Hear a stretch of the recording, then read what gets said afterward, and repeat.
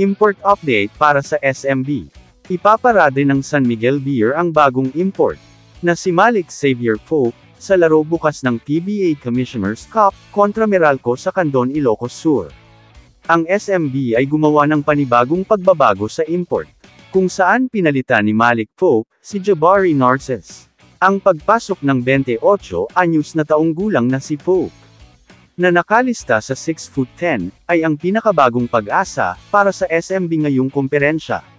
Ipaparade ng San Miguel Beer ang bagong import na si Malik Xavier Pope, sa laro bukas ng PBA Commissioner's Cup, kontra Meralco, sa Candon, Ilocos Sur.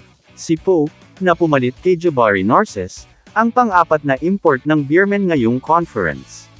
Si Malik Pope ba ang sagot, sa mga panalangin ng San Miguel? Umaasa ang Beermen, dahil dinala ng mga tradisyonal na contenders, ang American big man, na papalit kay Jabari Narces, sa pagtatangkang buhayin ang kanilang playoff aspirations, sa nagpapatuloy na PBA Season 49 Commissioner's Cup. Si Pope ay dumating isang araw, bago ang kanilang sagupaan, laban sa Meralco sa Candon City Arena sa Ilocos Sur. Sa isang labanan sa pagitan ng mga squad, na nagnanais na umakyat pa sa standing.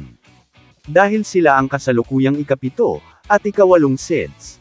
Pangwalo ang SMB, na may 4-4 na record, at higit sa lahat, iyon ay dahil hindi pa sila nakakahanap ng pinakamahusay na posibleng pampalakas, matapos mabigang masecure ang mga serbisyo, ng first choice na si Troy Baxter, dahil hindi siya nabigyan ng clearance, ng kanyang koponan sa China.